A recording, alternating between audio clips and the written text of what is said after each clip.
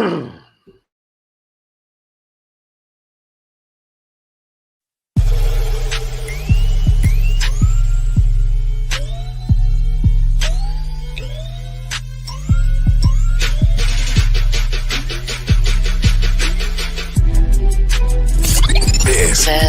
is The Spot. The Spot with your host, Prophet Pete and DJ Sean Recognize.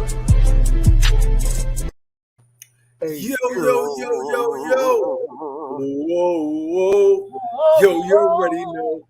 You already know who it is, man. It's your boy. Your girl called me the chiropractor because she loves the way I realign her spine. It's your boy, Prophet Pete. And you know what? That was inspired by my man RJ Payne, because he said some joint and some freestyle that really just, I was like, this nigga is wow, crazy. Well, tell him where you from. Yo, from the city that never sleeps. Yeah, and where your girl always eat my street meat. You heard? Gang.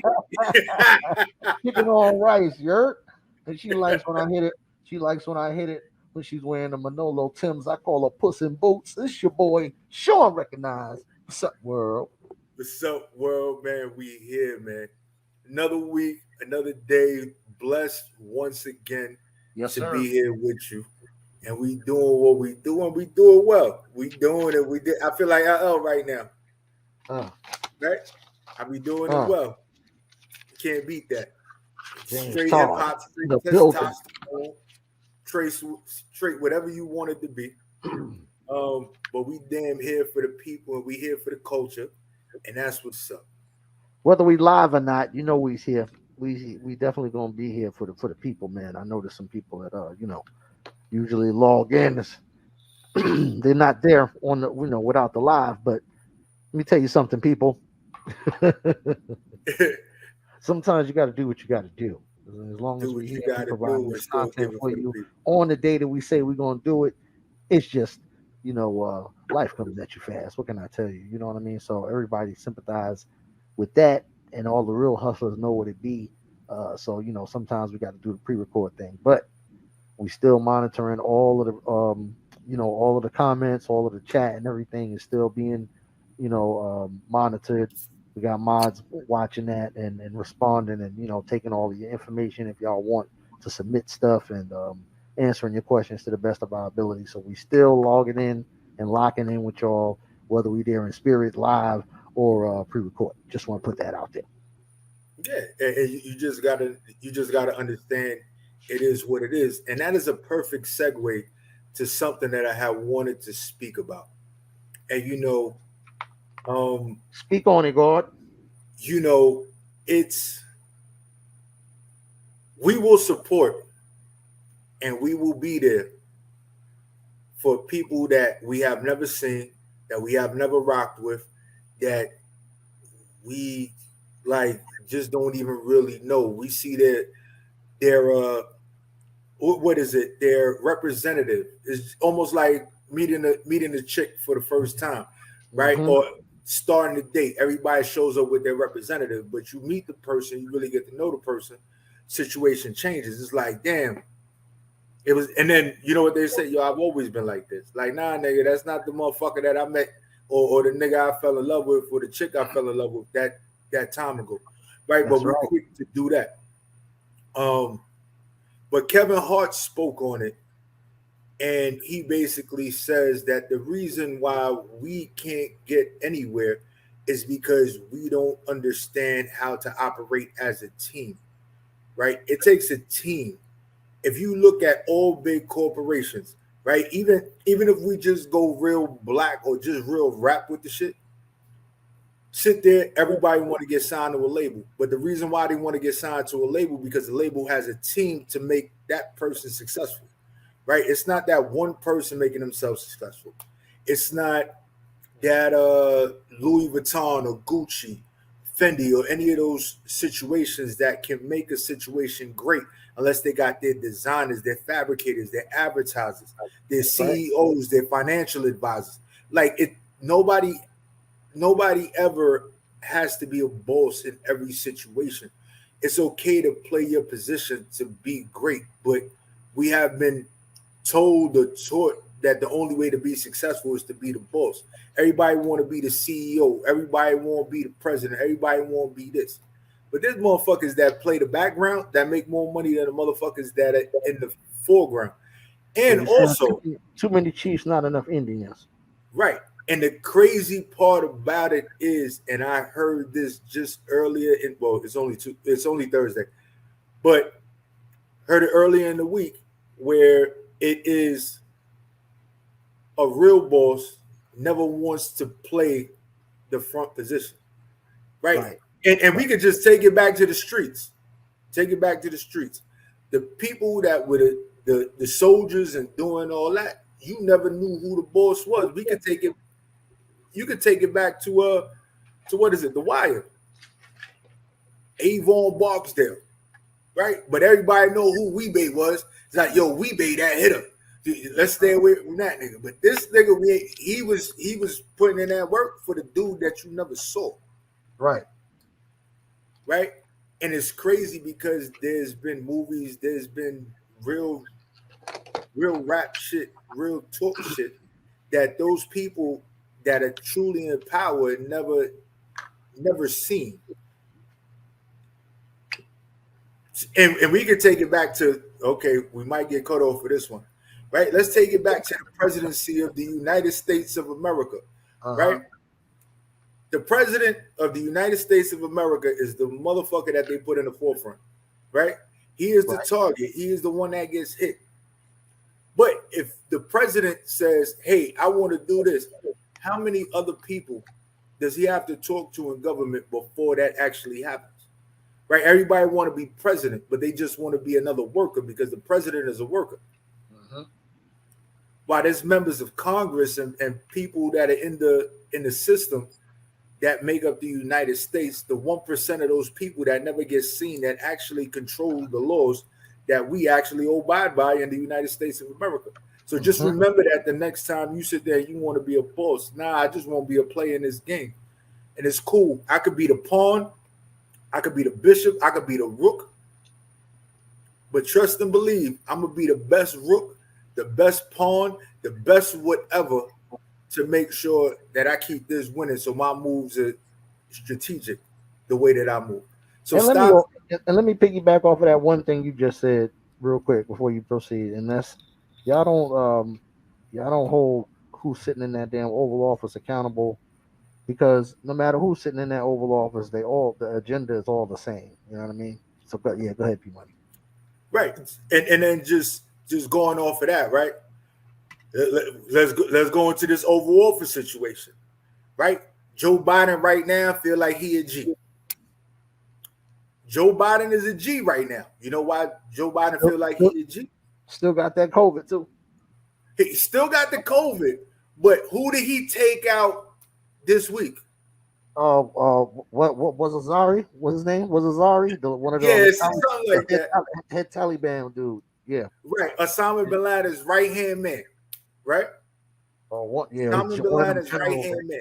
One of them generals or something like that. Yeah, he's high up. He's like the head guy right now or something. Right. So the way they depicted it in the media, right? You had Osama bin Laden, and then you had old boy. Right? Osama bin Laden gone. Old boy is the one in charge. Right. Now they hit him with a drone. Right. So since 9/11, they've been looking for your man. Now 9/11 happened. What? That was what, 2001? Was it? No, it wasn't 2001. 2011, wasn't it? 2011. I know that I forgot the one. I forgot the other one. Right, 2011. So we've been looking for this man for 12 years. No, 11 years. I'm sorry. Looking for him for 11 years. They're trying to say that all of us. I don't understand how you just find a man after 11 years. If you didn't find him for 11 years, you ain't finding a motherfucker. So, but when we talk about that agenda and what it comes to being in office and being that person and the stuff that's going on, because we got elections coming up. right? We got the midterm elections coming up. That's the point. That's the point. That's why all of this is going on. Right? Now we blow somebody up that we couldn't find. And what they said, what was it? Saddam Hussein, we found he was in a rabbit hole somewhere, right? Right. But that happened probably around the midterm elections. Saddam Hussein, I don't know. I can't recall when they bodied him. I can't remember. I think it was late. I think it was later in the year. It was later in the year. Later in the year. But what is it Obama's first term or second term? That's a good question. I believe I want to say it was his first term, but I could be wrong. But I think it was his first term. Right. But if you think about it strategically, it would you got to make this move before the elections come up, so you could because 9/11 and all that. Right. So you're saying the same. So you're saying the same playbook is being used again. With Joe is just doing it because it's getting close to that time again, and so he's trying to basically save his ass and that of the Democratic Party. Yeah, definitely. I know that's definitely what's happening. And I think that because one thing they did say in the news and when they were speaking on this was that they took the troops from Iraq. And then the Taliban took over, right? But I don't care if you was hiding for 11 years, and I don't care if the United States of America disappeared from there. You just don't come out and just chill and get caught on a balcony. I'm sorry. You don't get caught on a balcony and a drone happened to be passing by and there was facial recognition that spotted you, and then they blew the whole shit up. Now, let me tell you something. Those guys, those high-profile dudes like that, man, that's wanted, dead or alive, for lack of a better term, they got tabs on them 24 hours a day. Like, they know exactly where those dudes is at all hours of the day. Like, they got people right now that they got cameras on, of people of interest. And the satellite could tell you the last time they went to the bathroom and took a shit. You feel me? It's just that intricate. They look through walls and all of that stuff. So they know they watching who they want to watch. And then when the time is right, they say, okay, we see a pattern here. We know he's going to be over here for this long, for on this day at this time, whatever. Bam. That's when we know we got him. And then they just, they send it. And the crazy part is, right? And that's the thing. And that's what I want people to realize. That these events that happen when it comes to the government and they put it in the news, it's always strategic. There's always a plan. Yeah, it's timing. They could have did it. They could have did it any time they wanted to, but they chose this moment. Why? You got to think about that. Why now? And when you think about it, all right. Ooh, they're gonna shut us down for this one, P Money. For real. And I want to shout out Agent Smith that's always watching and is always reaching out and is always trying to shut us down. So, right, we are targets here on the spot. Just saying. So, when we talk about this, no lie, we all know that if 4-5 runs again, and whatever 4-6 didn't do during this term, 4-5 is going to be like, look, I told you, you should have picked me, but this is what's going on. So now I'm going up against him again. You're going to make that same mistake twice?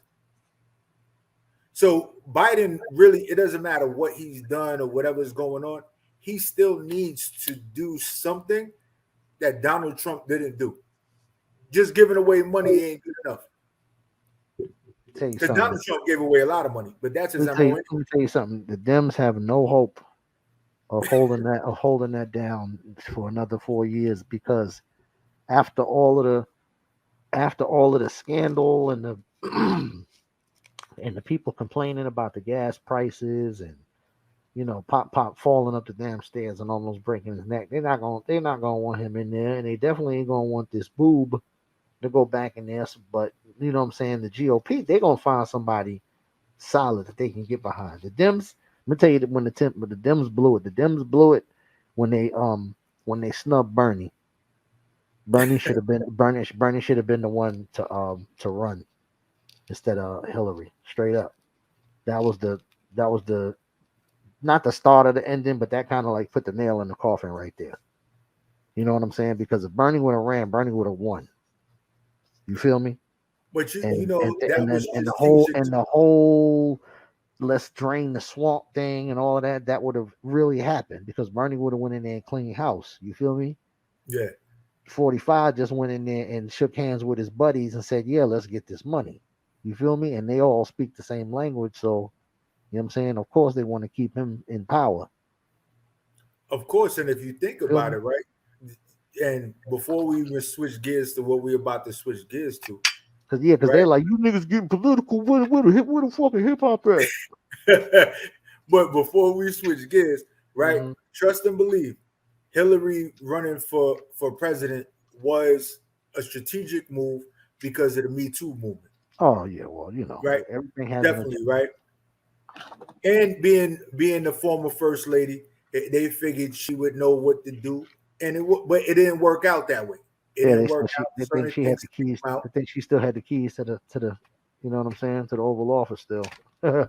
Right, and it didn't work out. But then we got 46 that's sitting there and he's rocking out, but Literally, he can't even stand on the podium long enough to talk long enough to give a speech can't to even say stay awake. something.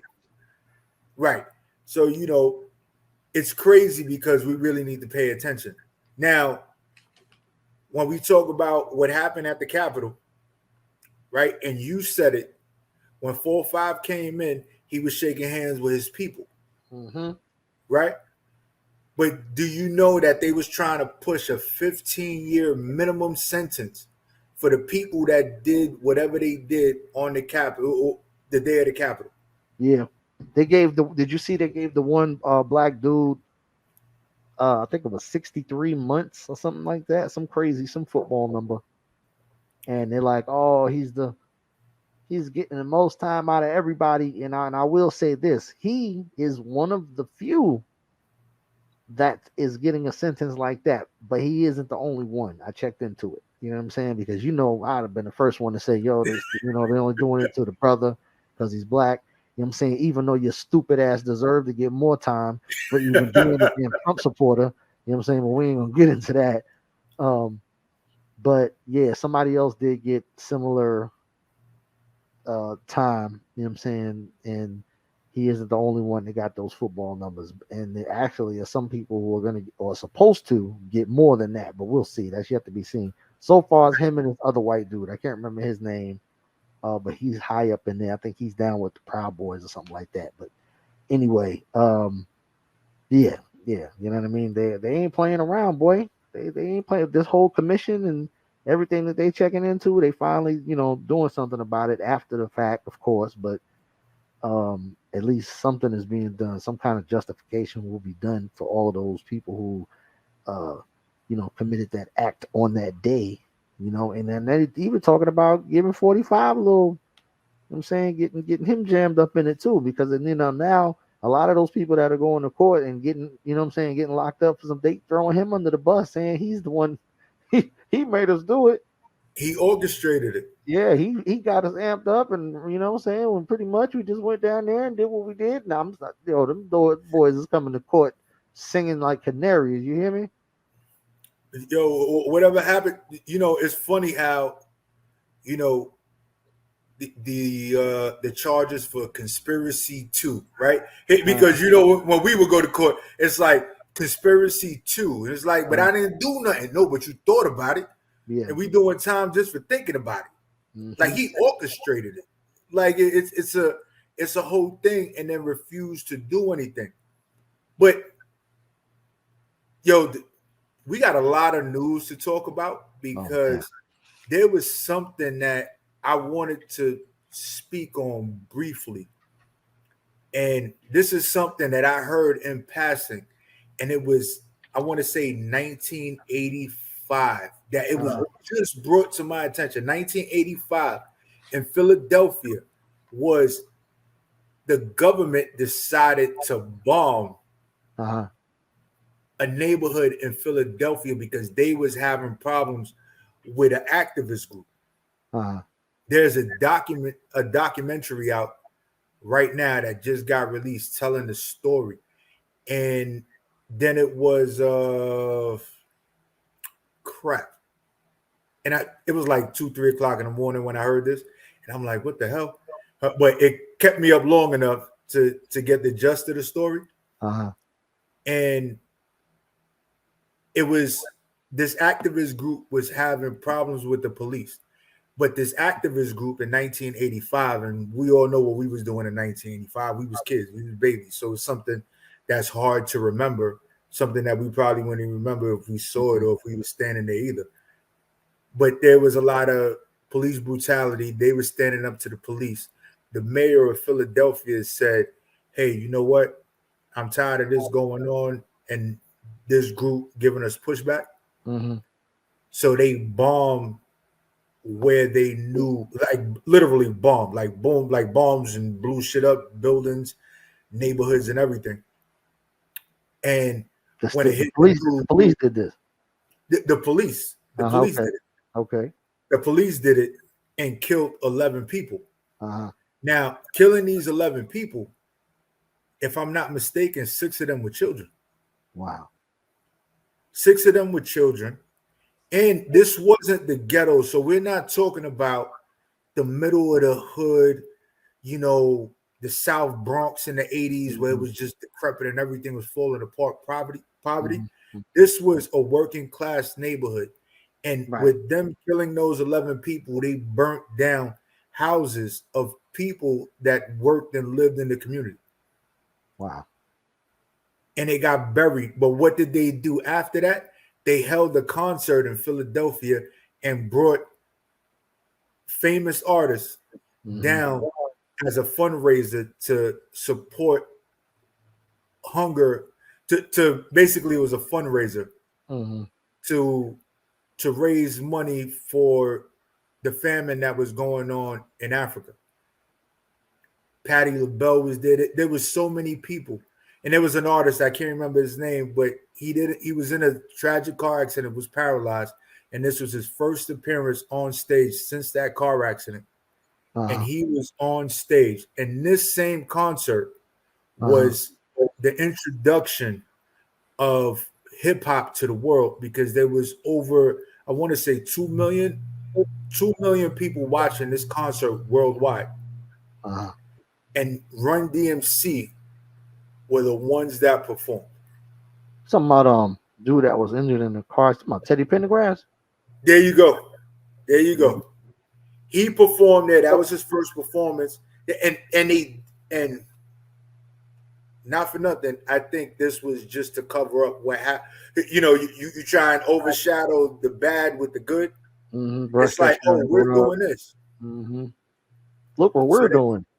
Yeah, look what we're doing. Look, we're supporting Africa, but you done killed and destroyed a black neighborhood in Philadelphia. It's crazy. But that's what they've been doing for years and years and years. Whenever there's an affluent community of color, or wherever there's, you know, prominent black people doing things for themselves as a community, they don't like that. They frown on that. You know, they're so quick to say, oh, go back where you came from. But, you know, when other cultures come here and they they establish their own communities and their own businesses and their own kind of like infrastructure, you know, just amongst their people, they're allowed to do it. You know what I mean? But when black people try to do it, it's somehow deemed as a threat, you know, and they try to stifle that shit as quickly as possible or try to, you know, stop it, prevent it from happening in the first place. I mean, it's been done over and over and over. I'm not surprised that it still goes on. I'm just glad that now it's put on blast more, you know, so that people can see it for what it really is, and you know that we're not making this stuff up. It's not just stories. It's not just you know, people imagining things, whatever you want to call it. It's none of that. It's actually going down, and people now, you know, get to see it firsthand because people got these cameras You know, everything is being filmed, documented, blogged about. So it's now more obvious. You know, and they don't like that too. You know, Yeah, the law says that you're able to film the police, but every time you film them, they get attitude, or they try to put up a wall of officers. Yo, stand there in a circle and surround us, so that they can't get us with the camera. You know, while we beat the shit out this suspect.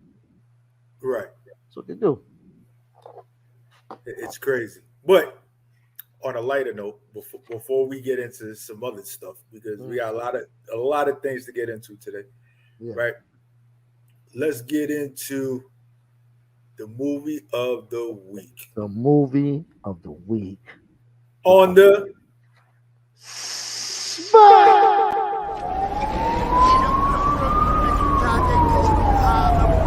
Only on 106.1 High Level FM. It's about that time of the night. Let's get into these small grooves one time for the one time. Yo, you already know it's your boy Prophet Pete, man, and we here. And I got two joints for you this week.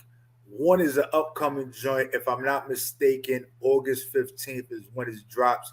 But this brings in a lot of our entertainers from our realm, our world, our way of living and being. And when I say that, I'm talking about you got Jamie Foxx, you got Snoop Dogg, you got a couple of other familiar faces. And this particular situation is called Day Shift, y'all. So check out this trailer.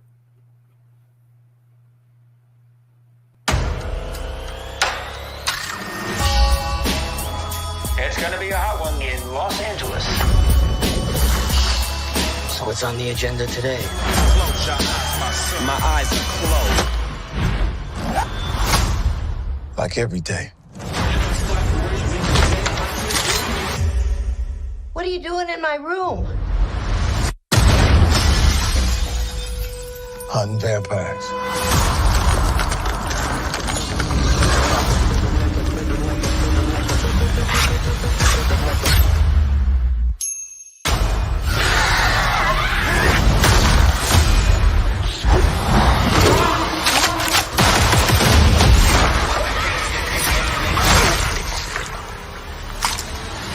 Money.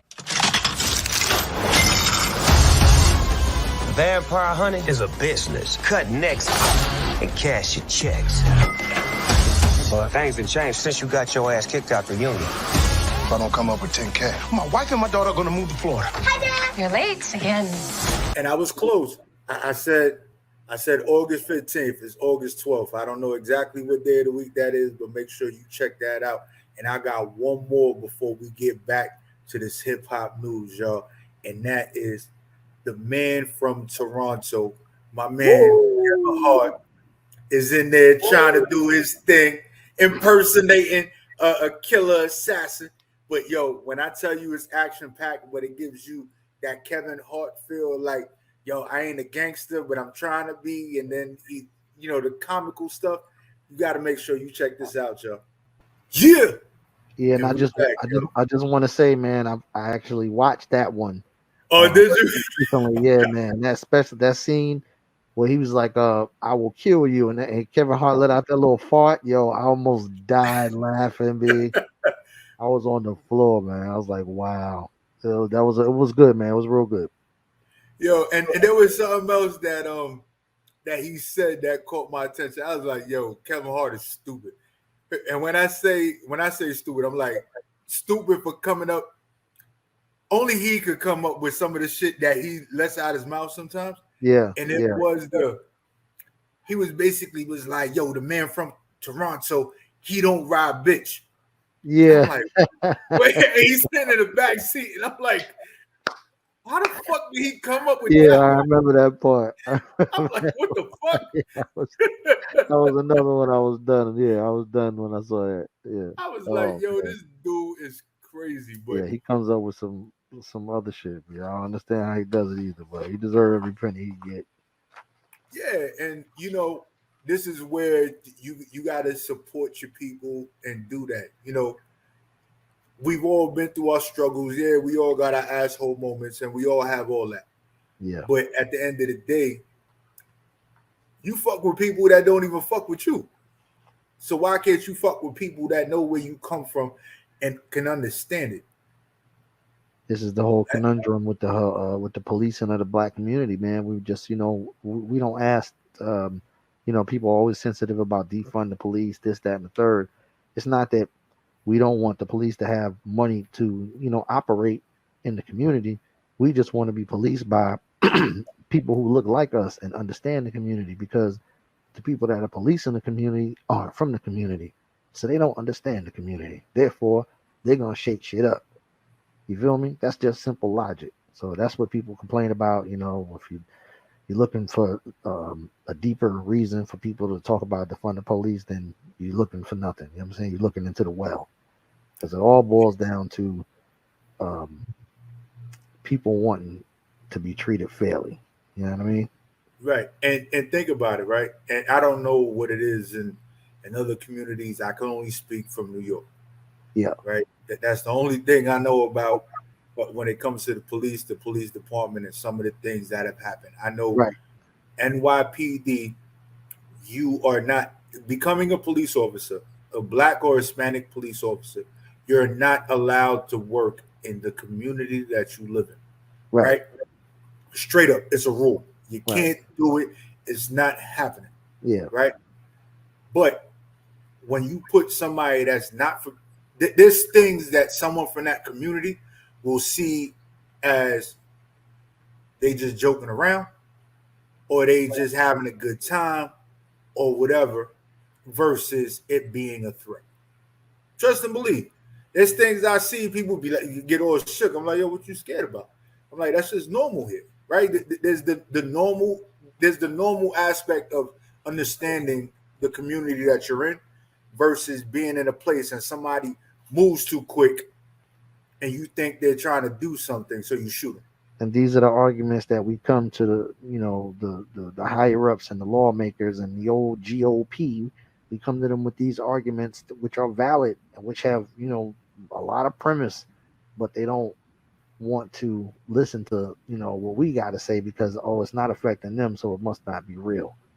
But these are things that are actually happening daily, man. And these are the reasons why we ask for the things that we ask for. We're not making this up. It's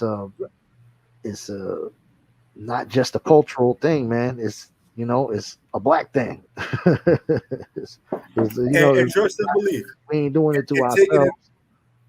Go ahead. No, that's what I was saying. We ain't doing it to ourselves.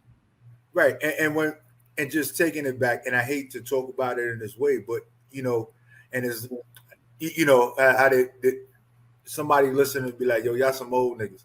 But it's okay. It's okay. That's true. We've experienced enough to know that what's going on right now is not okay.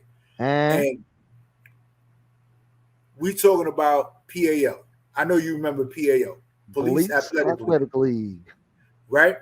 Now, t-shirts, the white letter. Now, right. The crazy part was the officers that were in the PAL looked like us. They was allowed to interact with us on a recreational level, but they wasn't allowed to police us in our neighborhoods. Mm-hmm. So you knew that what was going on in one sense wasn't okay to go on in another sense. But if we could keep people quiet over here, don't pay attention to this hand. Look over here. We're going to distract you with this. Yeah. And it continues to happen. Right? Somebody from the neighborhood that became a police officer and if they came to me and they're like, yo, P, yo, you know what? Yo, you need to chill because you about to get locked up, knocked up. Nigga, you about to go away. Mm-hmm. Right? So now I'm given an opportunity to make a choice. Right? But I could be walking down the street and I look a certain way and I get knocked just because I wasn't even doing that. I just but somebody from right, but somebody from the neighborhood would identify, that's just P. And you know what I'm saying? He coming in from wherever. Don't fuck with him. Keep it moving. Right. This is a perfect segue too. Got to get a middle finger of the week to Fulton County. Fulton County, Georgia. It might be in the county right next to her. Might be Anyway, Officer Christopher Hutcherson is his name. Was indicted for the murder of a black man, shooting him 59 times. How the fuck you shoot somebody 59? Man What did he shoot him with? This man was indicted for murder and is now actively still working in Georgia as a police officer. Wait. Shot somebody 59 times. Now 59 times. So to do something like that, that means you got to empty your clip, reload, and keep shooting. So you sitting there, you doing it.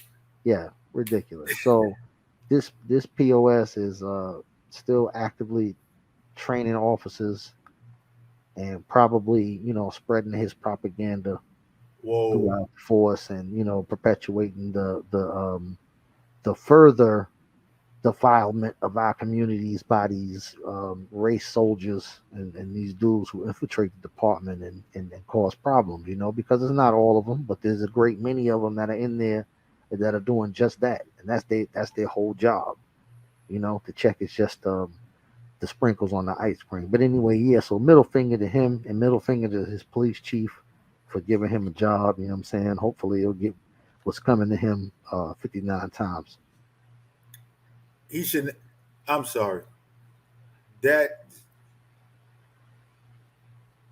ridiculous. It's ridiculous. It's almost unbelievable when you hear stuff. He's bullshitting. Like, nah, go look it up. It's real. Like, what the crazy part is, right? These are real accounts. I know it's unbelievable, people. It's like a fairy tale. It's like, what? It's got to be a movie. But when you look at it, right, and we've had situations in history. Mm-hmm. Right, where we're talking about 30-something shots, 20-something shots, right? At least 32, right? Mm-hmm. At least 32 if you got two officers standing there. He's the only officer.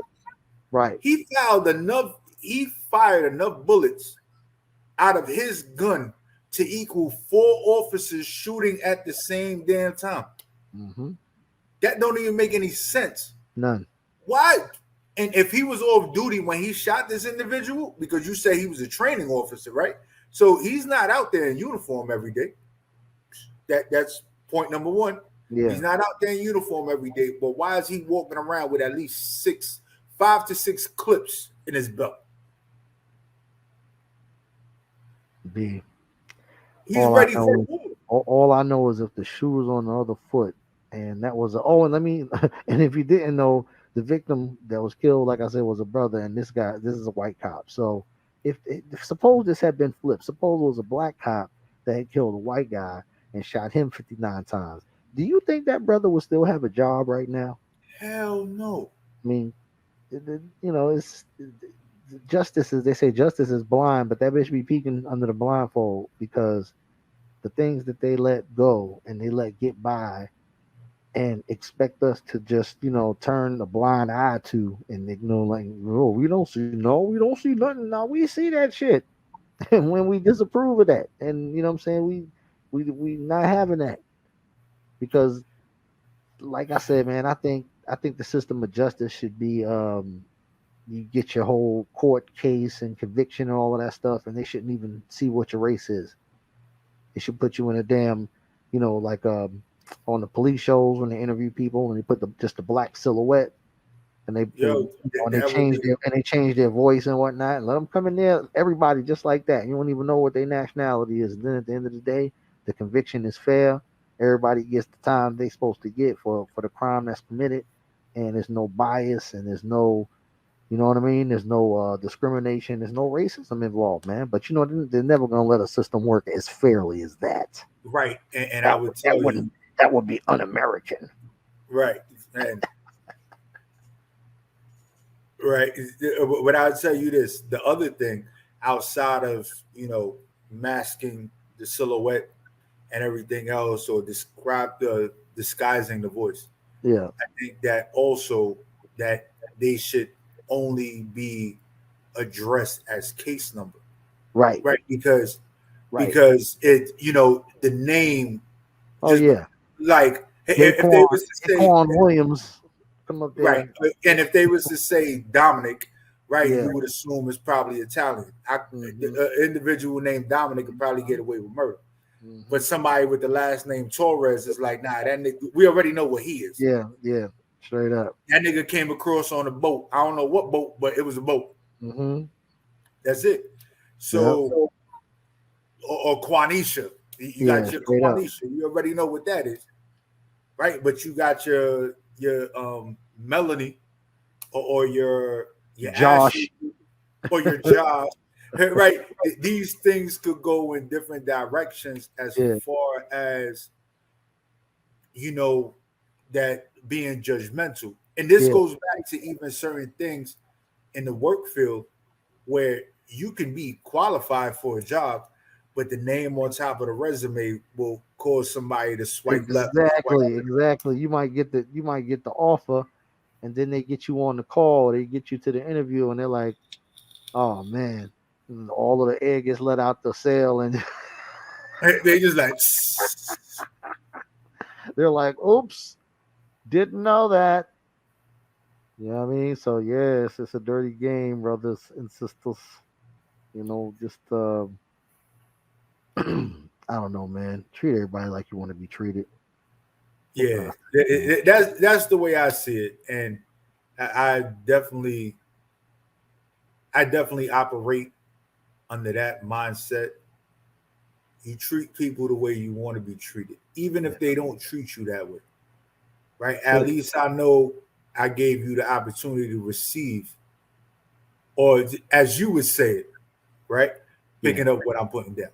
That's it. Right. Like, yo, you picking this up or you just going to ignore it? That's all up to you. Right? We're giving a choice to the chance. It costs you nothing either way. Right. Are you picking up what I'm putting down? You giving a chance and a choice, or a choice and a chance. However you want to say it, it's still the same thing. And that's just what it is. So what we're going to do is we're going to get into before. You gotta play the new school first. How we gonna play the new school? Let me get that. So new school of the week. New school of the week. We're gonna play that in its entirety. So make sure that you got it. But you know what? I'm gonna tell you this, right? All those social media platforms that you watch is on, when you see those little snippets or you see whatever's going on, we gotta do it because the feds be watching. So it is what it is. The feds be watching us for real. Like, we get shut down. I don't know nobody that ever got in the middle of a live, got chopped off of YouTube. Several times. Yeah, man. So y'all see those small clips and stuff, man. Make sure y'all watch. Make sure y'all like. Make sure y'all comment. Make sure y'all subscribe. You know what I'm saying? Tell everybody else to log on and lock in, because the more likes and the more hits to the algorithm we get, the more people will find out about it. So we need y'all to do that. You know what I mean? Don't just watch. Of course, watch the whole show. Of course, we want y'all to watch the complete show. But when you see those clips and those snips, yeah, man, you know what I'm saying? Go check those out too. We need those. Oh, wait, we got to say it the way the youngins say it now, the reels. You got to watch the reels. Just watch the reels. They out there. Just make sure you paying attention, because trust and believe, man, we out here. Yo, there's a message in this stuff, man, that we put out. So just make sure that you listen. So you already know it's a new school joint of the day, and it's the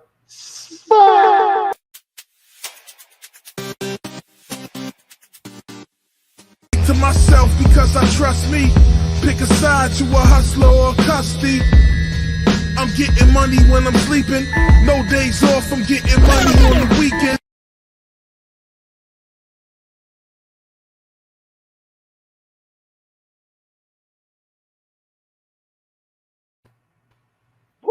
Yeah. Woo.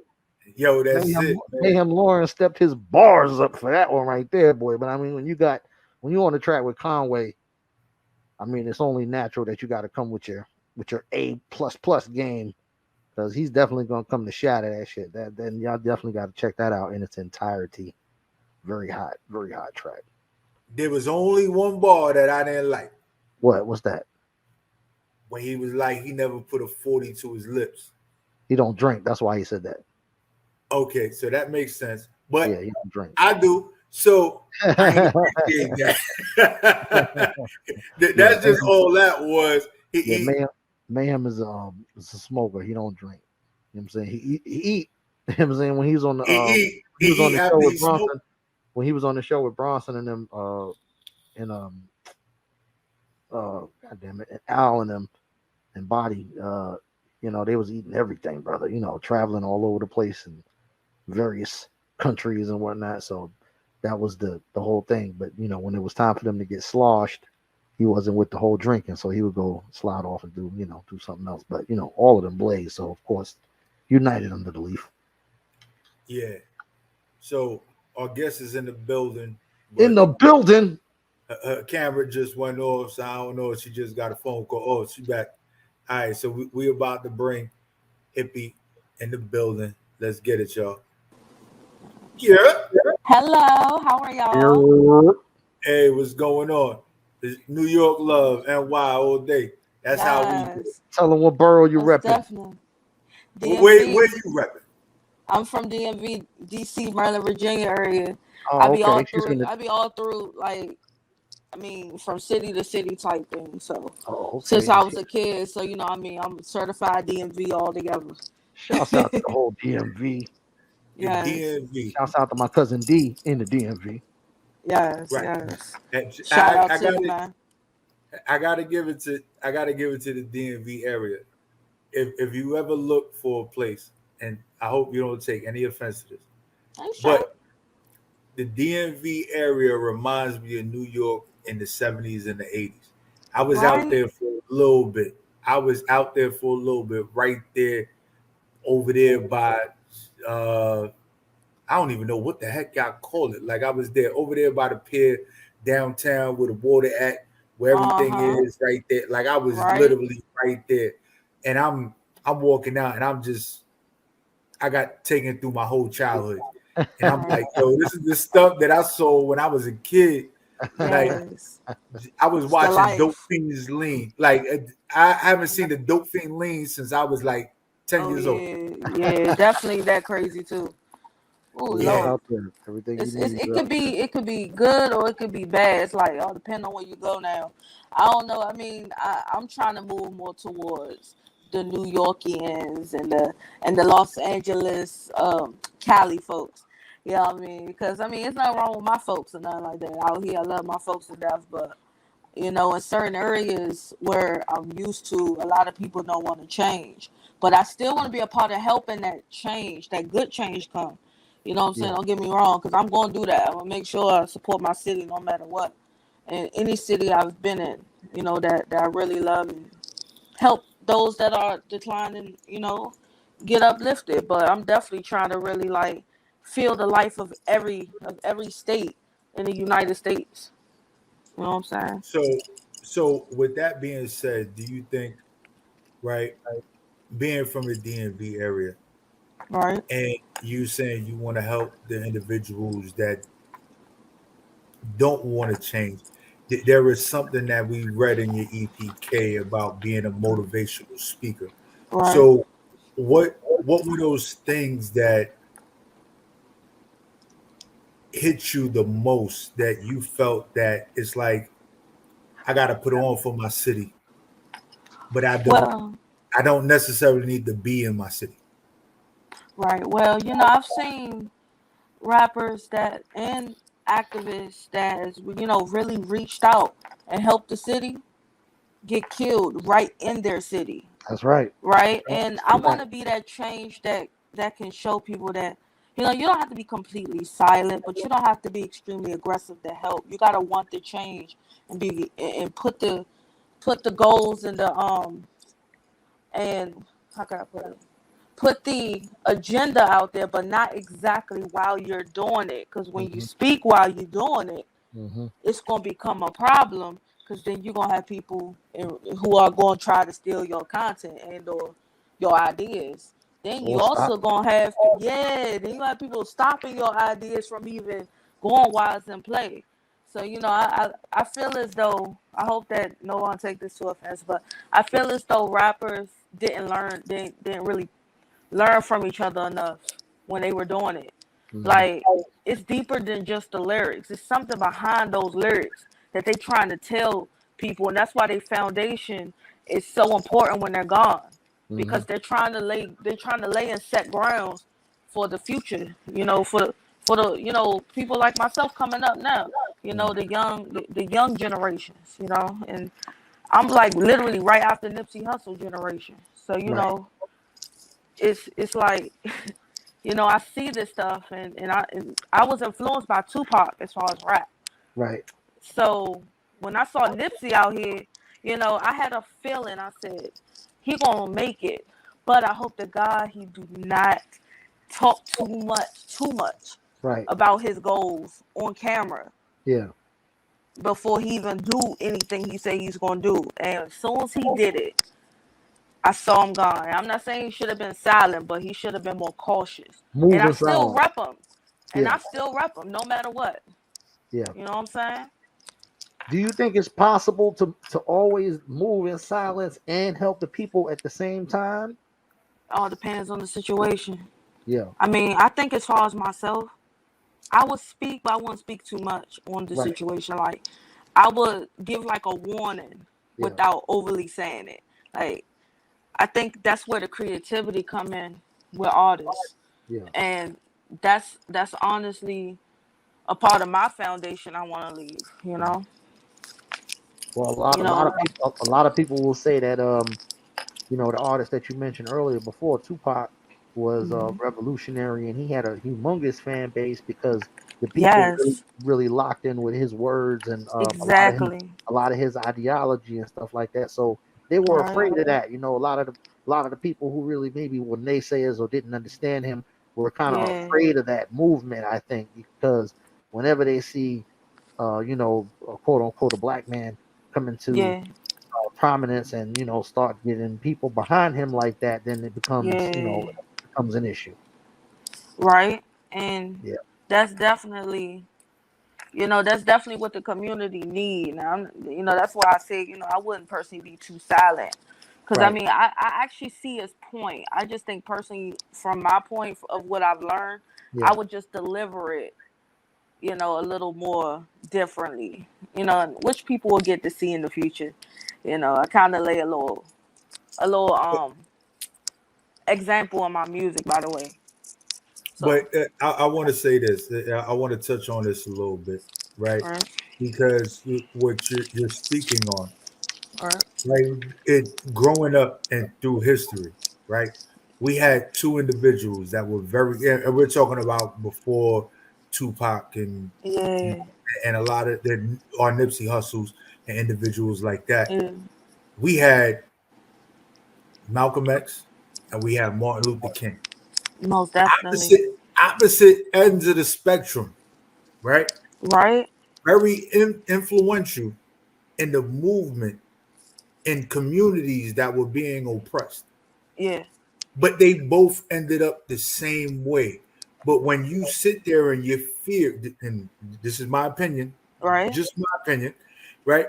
When you fear someone coming for you, you pull back on your message. But if you delivered your message wholeheartedly, either way, they both ended up in the same place. Exactly, because right? legends don't live forever. In the same place. But I feel that when we're on this earth, that we're supposed to deliver the message that we was put on this earth for, and not sit there and worry about what somebody else is going to think or what somebody else is going to do. I'm gonna do it. You know what? If I'm gonna die behind this, it's okay. That's just right. Yeah, but I agree. But I think even with music and when it comes to hip hop, we pull back a lot when it comes to it because we try and chase that success or that bag that the culture says we're supposed to have or the world says we're supposed to have. So how is that different for you? So how is that different for you? Well, for me, I mean, I can't really go too far into detail because on my end, I don't know. I feel like I'm more of a show than tell type person. You know what I'm saying? Like I believe in passing the love around. How I want to be treated. I treat others that way, you know. And I kind of found a calm method for myself because, I'm a person who struggle with depression. Well, at least in the past, has struggled with depression. I still struggle with anxiety, but I've started learning different therapy routines to teach myself, like, how can I get in control of this? Because that used to be my biggest problem, like yelling and stuff and trying to get my point across through anger. And I noticed that in the community around me as pandemic hit, right? And I was like, well, that's not going to solve the problem. I mean, yeah, I get that they want the people to listen, but we got to get more creative about it. Like, there are different ways, like with different resources within the community. Some people don't know about them. They could deliver that, and they could find a way to come up with their own foundation as a whole, rather than using Black Lives Matter to try to come back at the police. They could try to, read into their laws and maybe like start their own government. You know what I'm saying? Figure out how they could do that, or get the government to listen to them, because there are ways to do that. You know what I'm saying? As I've studied on my end, but future will tell that part. So You know when what Yeah. I'm saying? so when you go, so go ahead, P Money. I'm sorry. No, I was going to say, and just to piggyback on what she just said, you know, one of the ways is community activists, right? You have your local representatives in your community that Right. sit there, and everybody. You have community meetings, town, Right. or as they would call them in some places, town hall meetings, Right. and people would come through and voice their gripes with what's going on. But then you put that one person in place that is able to advocate for you and speak in a way to give that message to get things done. Right? Right. It's not all about, yo, I'm gonna piggyback on this Black Lives Matter and I'm gonna Right. wild out and do this Black Lives Matter thing outside. Like, I'm gonna sit there and I'm gonna punch somebody in the face and say Black Lives Matter. Right. It's work, Exactly. right? There's different ways of doing it, and I think that is a wonderful way to really make moves, because we Right. already, in the eyes of many law enforcement, many governments, many cities, that Exactly.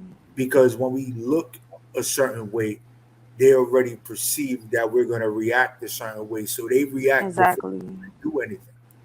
So it's very important that we take the time out to really deliver our message in a way that is very much receptive. Exactly. All right, Most but definitely. we can't get too black for TV, else they'll ban the shit out of us. Right. So Hippie, tell us where the name came from before we get into the music. So, I've discovered probably like 2 years ago that I live more of like a gypsy lifestyle. Right, Like I don't get too comfortable in one situation. right, I love colors. I right, love my weed, more my right, edibles, right, right. right? Tie dye on the weed. And We see where it's yeah, going. you know We what see I'm where it's going. saying? And I was like, I'm into so much, and I'm like, you know what? I live a hippie lifestyle, aka Straight hippie. gypsy, so I'm gonna call Yeah, myself hippie. yeah. There But you then I go. was like, I want to add my childhood name with that, which is Uh-huh. Mandy or Right, Mandy Blues. right. And I'm like, yeah, that's perfect. And that's just how I came up with that name. Okay. All right. That's what it is. So, so you already mentioned Pop. Who was some of your other musical influences that kind of like directed your I ain't gonna say your pen game, but kind of moved you into the direction of wanting to do music yourself. So I definitely looked up to Nipsey for a while because he started coming out when I was, probably like 5 or Right, whatever. right. So I was really into Nipsey, Aaliyah, No doubt. as No far doubt. as creativity with the engineering and stuff. Mm-hmm, mm-hmm, Um, who else? Missy Elliott. mm-hmm, of course. I made beats on my album as well, so I got a lot of my influence from Shock G and from Timbaland. Right. So Okay. Okay. yeah, All right. That's what's up. Easy E as well. That's how I started my record label. Oh, okay. Okay, So well, talk about that. Shit, I didn't even know that part. Talk about that. Let the people know about that. How did you go about starting them? Like, what made you want to start a record label? First of all. Well, I kind of I was like, I'm gonna back out from it because I didn't know what I was doing at first. Yeah. Well, I somehow, some way, like when I first started on my album, I wasn't even planning on that, right? And 15 days before I released it, I just started seeing all these beats, so I just started buying beats and stuff. And I'm like, you know what? I'm gonna come out with an album since I got this TuneCore thing. I hope it's legit. So I was like, I'm gonna just try it out because I had never distributed any music ever. So I started finding studio apps on my phone. Um, and that's just how I dropped my first album. And I was like, oh, I could customize my own label. Why not? So then I just started learning about the business side, and that just made me want to go consistent with the record label, you know. And then I came out with my magazine company not too long ago, and that's what made me really want to expand it even more into a corporation. Because you know, I also got my husband who's a podcast DJ and into a whole lot of other cool stuff like photography. And we just decided we're gonna co-sign on it together, and that's just how we got that popping. Right. okay. Right. Yeah. And I think that is awesome that you found a partner that, although y'all may do certain things different, y'all still find a way Yeah. to bridge your worlds together. Definitely. Support them. That family support is important.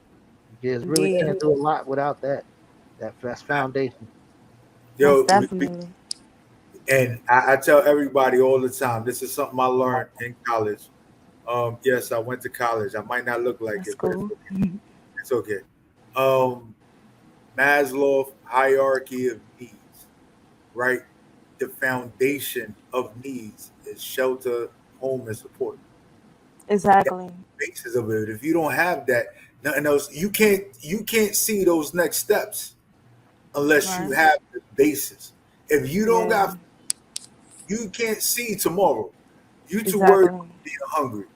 If you don't got shelter, you trying to figure out where you're going to sleep. If you don't got support, that's the same thing. You can't even see what tomorrow's going to bring. So when you Exactly.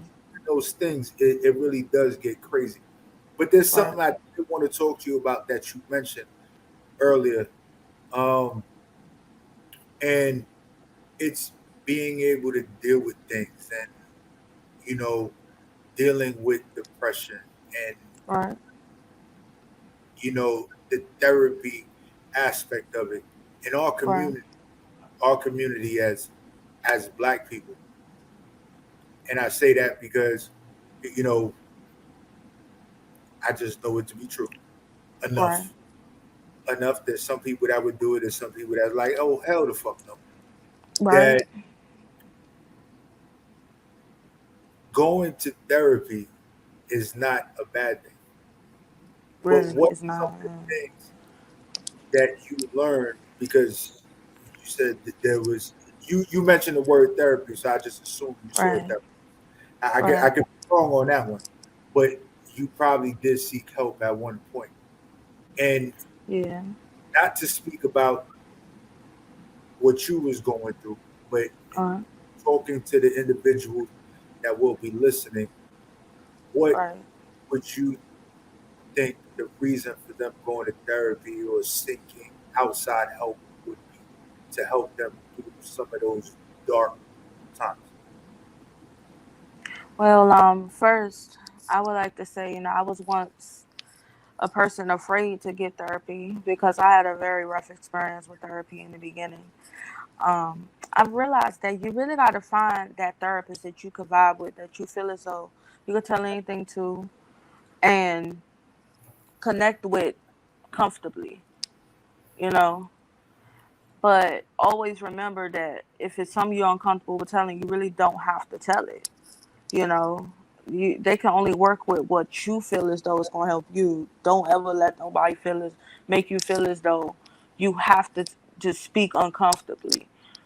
You know, at this point, it's time to seek help and find another therapist.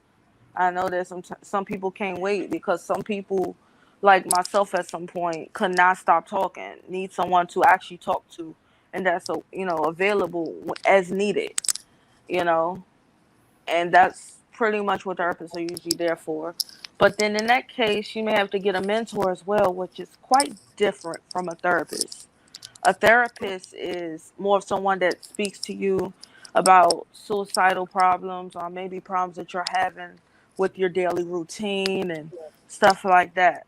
But if you need a mentor, you need someone that you can get out with at times, actually, see the world within your community, and that basically basic to have that person that can talk with you on a more personal range about what you need more that a therapist cannot help you with, which is more like maybe you need someone that you can actually get out with on the weekends because you don't have that that big sister or that big brother to actually show you the world as it is and talk to you about things that your sister or brother can talk to you about because you don't have one or can't get along with them.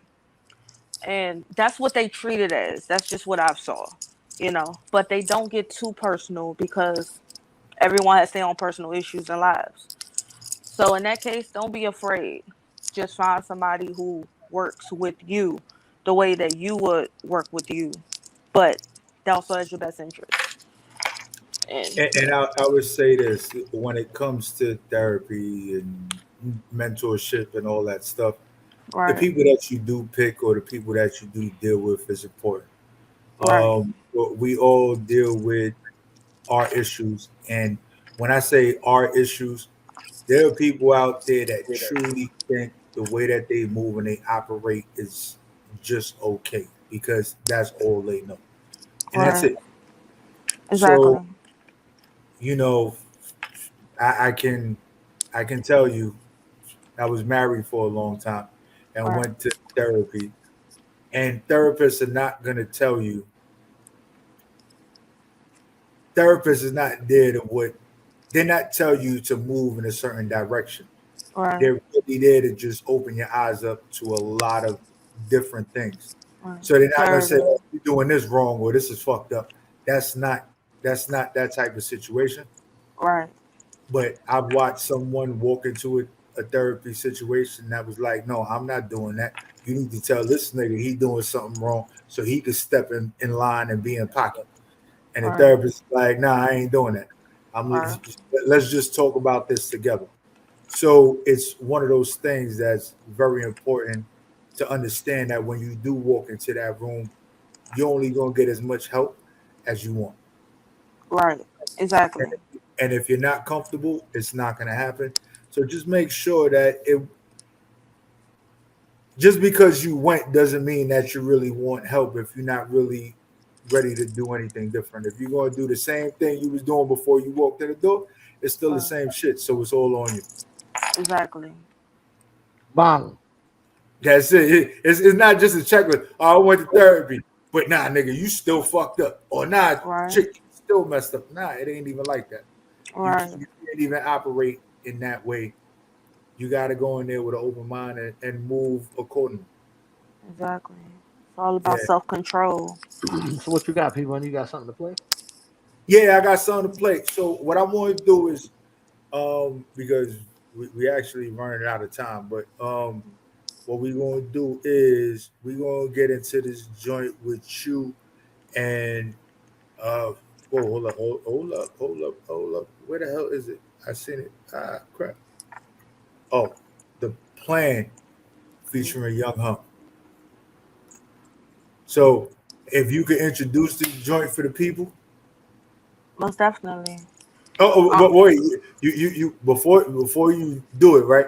You got to introduce yourself, and then you got to introduce the joint, and then we're gonna get into it. And then when we come back, we're gonna talk about it. All right, sounds good. All right, so I'm Hippie Mandy. This is the plan featuring Young Hump. Hold on, did And I let's do it get right? it, y'all. And it's the Yo, Hippie Mandy, Young Humper nigga.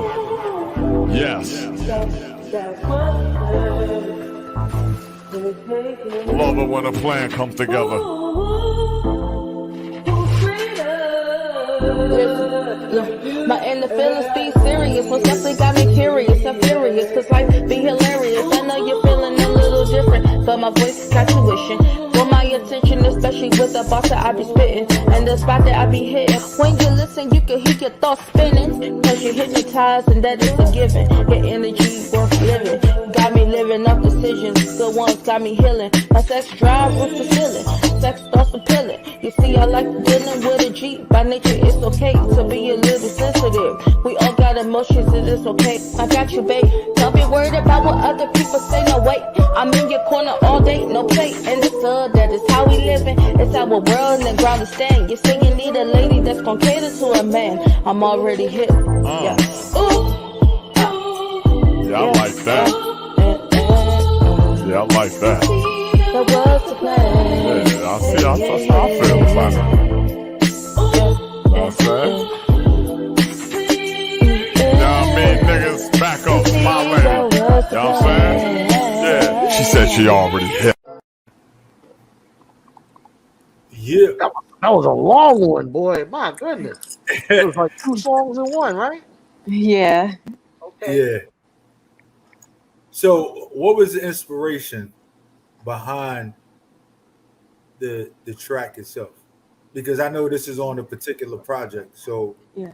I think that the plan. And you did the production? Yes. Myself and my husband. And who was the engineer? Me. Did everything. Yeah. That was going to be my question. I said she did everything herself. I could hear it. Yeah. Thank you. Yeah. So, what was the inspiration behind the track? Or what does a plan mean to you? Well, as far as the lyrics, you mean specifically right now, right? Well, Or the just lyrics, in general? or just in general, what does a plan? Either way you want to take it. So I mean, a plan means to me that like, you know, this, like, for me it was more of like saying it's God's plan. Like, God brings people, things, situations together to happen in general to lead you on the right side of your path. And, you know, as far as making the song, it just happened to be an actual plan that came together. Definitely not through my will in the beginning, but in my will as far as accepting something real and cool and great.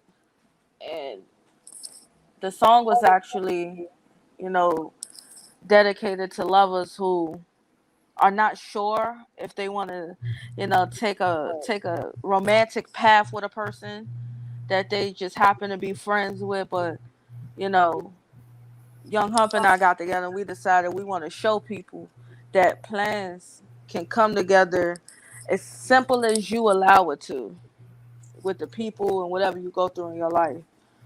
You know, it's all about living a free spirited life, you know, no matter what you're going through with anyone, especially your lover. That's a good message. So, yeah. And speaking on that real quick, right. you know, the level of acceptance, right? You talk about being a free spirit, saying what you feel and how you feel, the way you want to express it. As an artist, how important is it to you that you are accepted in the industry, or is it more important for you to just know that you put your message out there? Well, for me, acceptance isn't really a big deal because either way it go, I just feel like I'm a relay it by showing it more than telling it. Um, I'm the type of person where I'll travel all over the world. I get along with people very well, so I would personally, you know, I would personally just free myself from worrying about acceptance to avoid being depressed or upset about results. So I just do what I know as though I love and just put it out there and pray that people get the point. And it always come when I least expect it that all the greatness happens. So I just try to stay free spirited as possible. As basically just not overly worry about it, no matter how hard it gets. Yo, and I would tell you, That's the key. when she says she went to therapy, Mm-hmm. I can tell you, I've been through enough therapy sessions to know that she's telling the truth. Because I was about snapping necks at one point in my life. And I was like, yo, you know what? Either you gonna fuck with me or you not. Right. It's what it is. But you wanna know the real me. And just like the people that you spoke about earlier, and we could just go with Nipsey and we could go with Pop. Pop, his message, and did what he did. Nipsey did what he did, and it didn't matter if he was accepted or not. He just know that he was living his truth, and Pop was living his truth, and they not here. It is what it is, but at the end of the day, they left a legacy. Exactly. So I understand where you're coming from, and I understand what that means, and how much it means to a person that could sit there and try and figure out how to fit in the world that they don't fit into. Exactly. Because I know I'm cut from a different cloth. Like I'm not one of those people that fit into what people tell me I need to do. Every time someone tells me I need to fit in, it's just don't. Now I'm like, I understand why you did that, because I'm not trying to be like them. I'm trying to be like me. Right. I'm Prophet Pete from the city that never sleeps and don't eat street meat. You heard? Gang. Exactly. You know, I got my whole mantra when it comes to that. It's just what it is. So I get it. I understand it. So I definitely appreciate you coming on and talking about what we spoke about today and being honest and, you know, truly coming from the heart and being transparent, because I think that in the long run, that means more to the individuals that sit there and watch you, follow you, and see you based on the way social media is today. They want to know the person that they sit there, they watching, that they follow or listen to. And you're giving it to them. And today you gave them a lot. You gave them a lot. And, tell them where to find you at. Thank you. So you guys can find me on all streaming platforms if you want to find my music. On social media platforms, I am on Instagram at Stylistic Entertainment, STYLISTIC Entertainment. And you can also find me on Instagram for my magazine and all the other good news and stuff for the label at Hippie Nation 98. On Twitter at Mandy Brand 98. And on Facebook at Stylistic Entertainment. Stylistic. All right, there you go. Yeah. And Mandy. At this time of the night, I don't know if she spelled stylistic right. But no, that's the right. That's right. Yeah. Oh, that's the right way. I listen to it. You know, I'm like, it sounded right. Yeah, like the old band, the Stylistics. I seen them. I was actually right. Yeah, I seen them perform live, man. Nice. Yeah. So for real. We gotta throw you the salute. Appreciate you. You know what I'm saying, taking the time out to speak with us and chop it up, and most definitely let the people know what you got going on and how to get everything. When's that album dropping? Definitely. So the album has already dropped on June 1st. New World June of Funk. 1st. Okay. There it is. On all streaming platforms, guys. Hippie Mandy. All right, so make sure y'all check it out and do what you do. Salute for coming through DMV. Definitely. Hold it down for the whole DMV. Period. Right.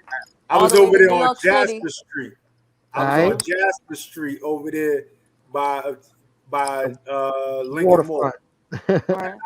I was by Lincoln Mall, a couple of blocks up. I don't remember those side streets, but I know it was on. I was on Jasper Street. All right. I had a studio in one of the buildings over there. So I was there. I was in the hood. I was there when the cops were standing by the drug dealers and they were selling drugs right by the cops. I was like, what the hell is going on here? Right? Y'all do shit different out there. I don't understand that, but it's okay. Shout out to the DMV area. Definitely. Shout out to New York. Much love. Yeah, heard? 100. All right, have a great one. All right, y'all do the same. Have a good night. Yeah. Hippie Mandy in the build. DMV. Shouts out to the whole DMV. Shouts out to my peoples out there. Everybody on the whole music scene, on the that's the big go music scene there. You know what I'm saying? Everybody down with the live music scene there. DC, Virginia, and Maryland area. Baltimore, be more. A few spots up there. Yeah, man. P Money. Yo, what's up? Oh, wait, hold up. What's up? Oh, okay. I thought you had something going on over there. I thought you died out on the audio or whatnot. So, No, man. I'm still here, but there's something that we need. I need to give a salute and a shout out to one of our peoples, the queen of the spot. The queen of the spot. Leah motherfucking Win. Oh, yeah, okay. Okay. So I don't know if you've been paying attention because, when we last had her on, she was talking about some of the stuff she had going with on why is it playing? It shouldn't be playing. All right, now we don't want it to play. All right. Can we get it back?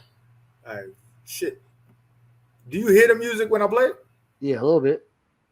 Okay, so what we're going to do is we're going to share this audio and we're going to share this screenshot. But this is a shout out to Leah Wynn for doing what she's been doing. I would call her the first lady of the spot. And she's really on her shit right now. And she's just like, yo, you don't even know what y'all in store for. And the shots that I've seen with her OnlyFans and what's going on IG that she's putting out for her next video that's going to drop. Just pay attention, y'all.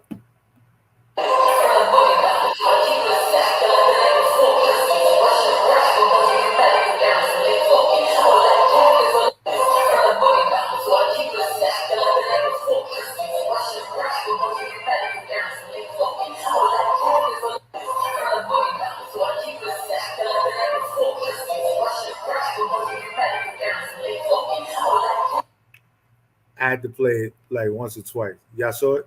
Did you see it? Nope, didn't see nothing. You didn't see a goddamn thing? I see nothing. Just heard the music. Okay, hold on. All right, here we go. I was watching it by myself, so I was looking at it. I was definitely enjoying it.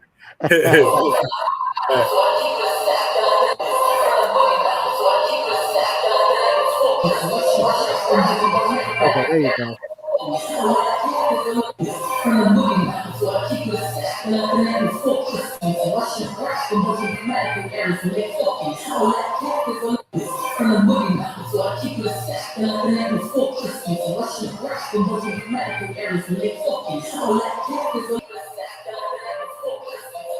Yes, sir.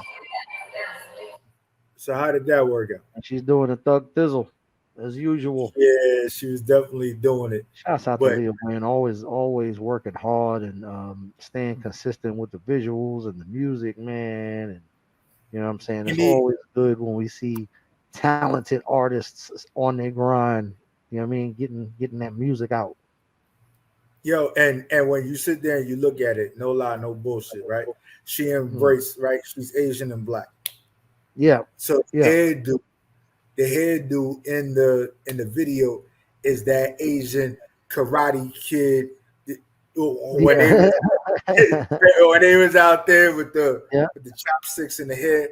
Yeah, and then she got the netting with the ass out for the, you know what I'm saying, for the Caribbean side and the clubs and whatnot, representing both cultures very well.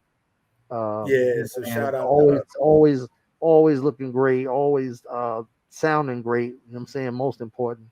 You know what I mean? Yeah. We definitely wouldn't be bigging her up if she wasn't talented. So don't think it's just a thirst trap, fellas. Nah. No, She and we still haven't.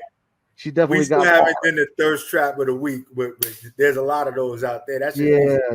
We're gonna organize that. We're gonna get that together. We're gonna get that more So, together. let's get into this old school, and then we're gonna get into the top 5 of the week, All right. So you already know this is the old school joint of the week, incarcerated scar faces. Yeah, purple tape. Purple tape. On the spot.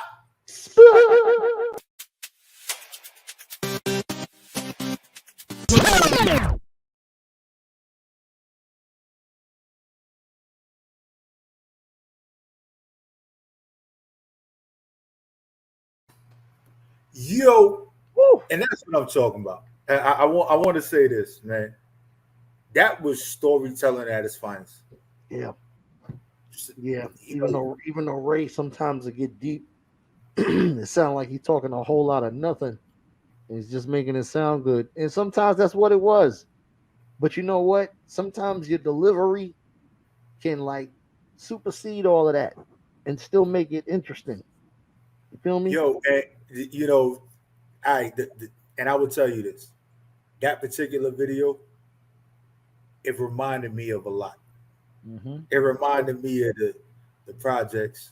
Like, I have family in Staten Island. I spent a lot of time out there in the woods. I know what it was to have that red door that closes and then the interior door to the elevator close. Right? It wasn't. We got the elevator doors that closed at one time now. Mm-hmm. Now it was that door closed and the other door closed.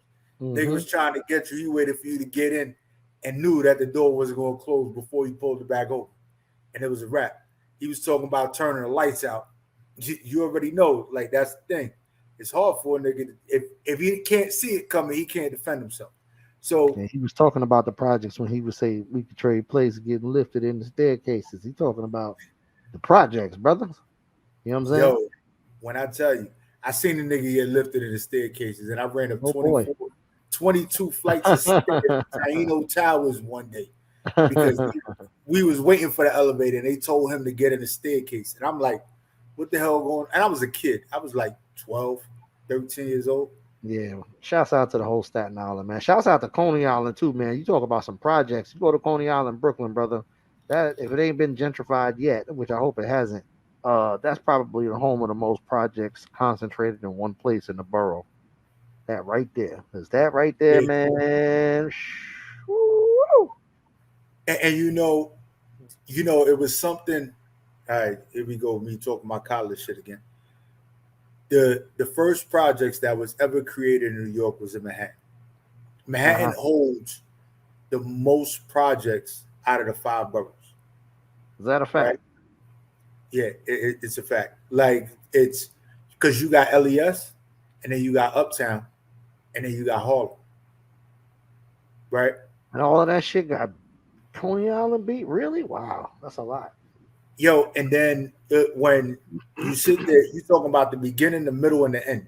All projects that stretch from the east side to the west side. Right. Like, I grew up on Lexington Avenue, but the project started on Pleasant and stretched all, like, literally a line going across Manhattan all the way up to the west side, to the water on the other side. Number of projects. Yeah, but we talking about project buildings though, just the actual, you know what I'm saying, like the collection. I ain't talking about just the neighborhood. I'm talking about actual projects. You feel what I'm saying? Like the pissy elevators, just like he talking about and whatnot. Yeah, no, but like I'm talking about those too. But the only thing is that in Manhattan, the projects are taller than the projects in Brooklyn. We got more floors. Well, no, that's not true either, because this project's in Brooklyn with 13 floors, 14 floors. Buildings I grew up in had the buildings I grew up in had 23 floors. Right, but like that's what I'm used to, like 20 then floors. Again, that wasn't 15 and up. That wasn't convincing. That wasn't actually considered a conventional project, though. If you would, you know what I'm saying, go by all of the traits of a traditional project, it wouldn't. it wouldn't fit the bill. But anyway, I digress. But anyway, right? Because Queens only had like 6-7 floors, but they call them garden houses. Yeah, but Queensbridge was just so spread out. You know what I mean, they 40 blocks of just buildings. That's crazy. You know what I mean?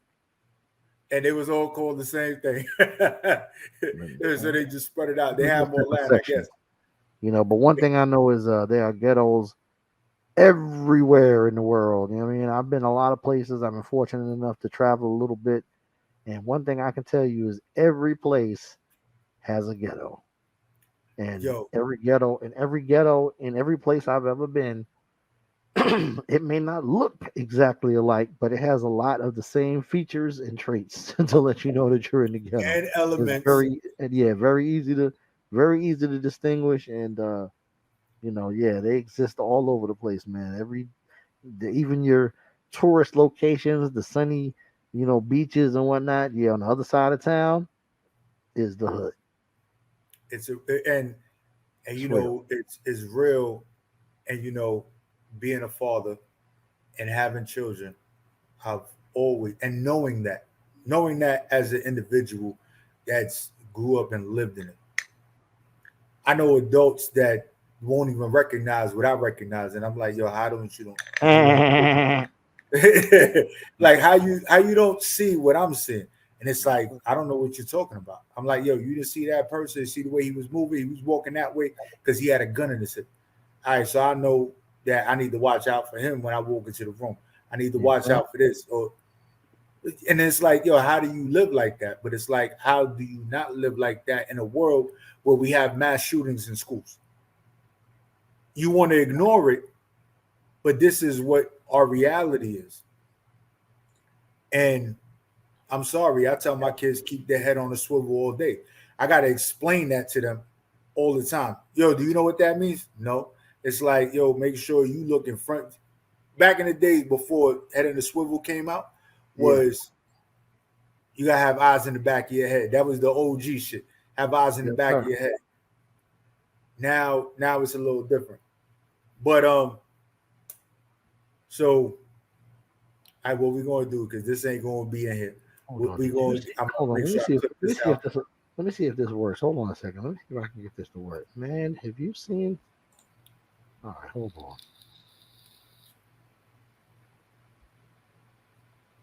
Right here. I got this, brother.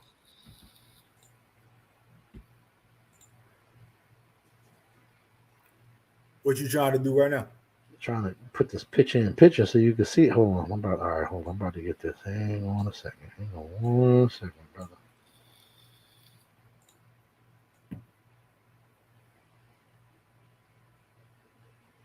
Okay.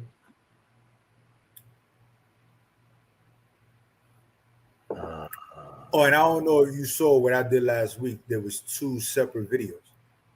The artist interview and then us talking. I don't know if you saw that. All right, here we go. Hold on. Screen. Yeah, I go to screen share and then find it. And then once you click on it, you gotta come back to the StreamYard link, the StreamYard tab, and then you gotta enter it.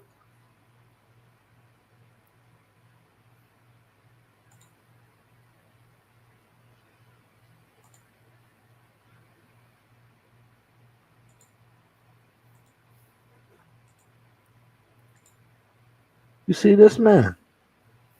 All right, so now go back to the StreamYard joint. Go back to the StreamYard tab. There you go. Have you seen this? No, and I heard that there's a whole bunch of controversy behind that. I heard it earlier today. Well, this is apparently an advertisement for the new project that she's coming out. But damn.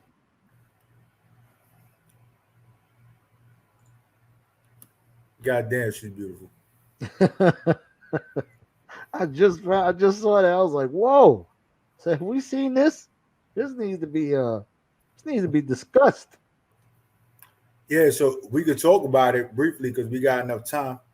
Yeah. because we gotta fill up whatever we need to fill up from the stuff that wasn't there.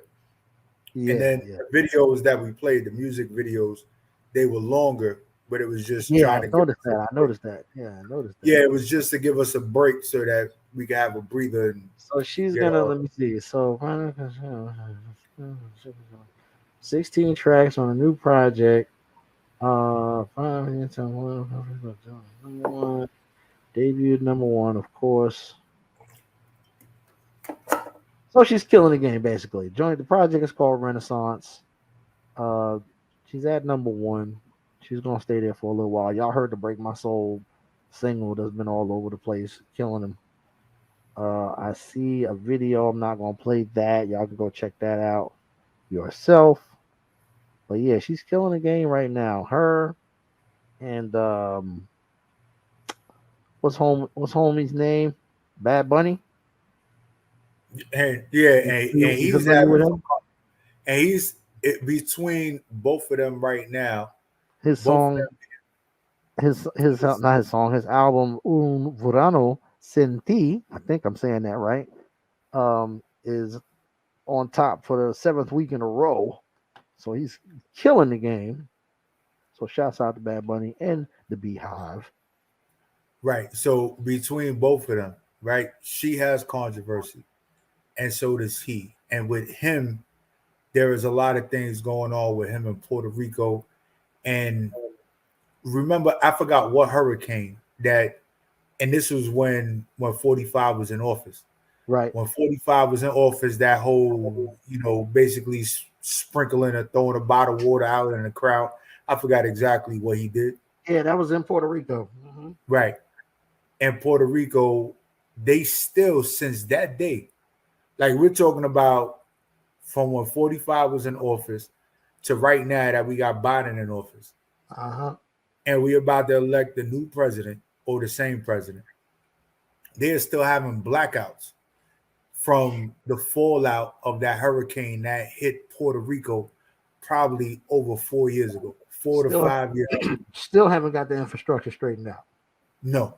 So he started putting certain things in his music. So with Beyonce and old boy right now, Bad Bunny, yeah, like we're sitting there and they're under fire because they're doing things outside of the box. But it definitely, I don't know who their promo team is, their marketing team is, but they doing it at the right time because them doing something together really makes sense. Yeah, well, I don't know if they're necessarily doing anything together. So I'm just saying both of their albums is in in a top spot. But yeah, phenomenal. I mean, it would be awesome thing to do. I mean, shit, Bad Bunny working with everybody else. When I saw he had Drake on that song with him, that one song he came out, him and Drake. Yeah. I was like, oh man, he's superstardom. Like you don't see too many reggaeton artists crossing over into the quote unquote mainstream like that. You know what I'm saying? I even fuck with some of his music. I don't speak Spanish. You feel me? But you know what? Music is universal. That's it, man. It's a vibration, man. You feel it. You like what you hear. You like the feeling that it gives you. You know what I'm saying? Whether it's like a song to uplift you or a song to help you through a rough time in your life. You know what I'm saying? That's what it's all about. It's about that feeling that it gives you. So yeah, even if you don't understand all of the lyrics sometimes, I mean, hell, some of our artists that speak English, we don't know what the fuck they talking about. And we still rock with it because we like it. Just because make up your own lyrics sometimes. Yo, and one of those joints that, out of the top 5 of the week, right? Yeah. We had Ditto on it, right? I could vibe with him. Yeah. I'm like, yo, what the fuck is he saying? Yeah. Like I'm still trying to figure. I'm like, yeah. Huh?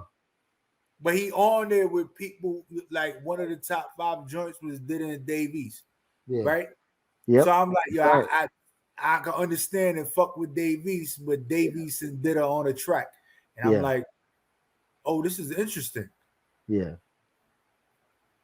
And I just get it. Like I've I don't know the moves that these kids be doing. My knees is a little too old. The elasticity. Yeah. Some of the dance moves. Yeah, I know. I can't do that. Yeah, I don't think I got the cartilage in my knees left to be doing some of the maneuvers. Yeah, they can have that. I get down, I might not be able to get back up. Yo, I'm just gonna sit down. I'm just gonna be like, yo, they gonna be like, yo, what you doing? Nah, I'm sitting down. I'm tired. I ain't gonna. I'm gonna sit in the car. I wasn't trying to get wavy. I'm gonna sit in the car and pour some yak. That's what I'm gonna do. Right. It's like these dudes you talking about get with. My daughter tells me that shit all the time. She's only 14. So, the baby's 14. She's talking about, yo, Pa, you gonna get wavy? I tried to get wavy one time. Yeah. One time. Yeah. When I get wavy, I might blow something out, bro. I hit the side of the couch and on the floor. And I just sat there and I was like, yo, I ain't getting up. That's it. I'm not getting wavy anymore. That's it. It's not happening. I might blow out a knee or back or something like that if I try to get wavy. So I'm gonna just go over here and get stable. Y'all little niggas got too much energy because y'all niggas don't work. So y'all don't know about that shit. You know? So let's hit them with this. Let's hit them with this damn. You want to hit them with the top 5 first, or the top 5? Yeah, let's get into this top 5. Yo, top 5 of the week. Yo, wait, hold up. Let me find it. All right, here we go. Yo, and it's the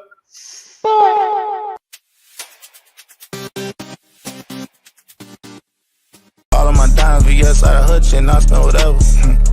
Maybe I'll curtain, got chat of these hoes, gon' fuck for whatever, yeah. Ain't way too far to just let up. Remember niggas told me keep my head up.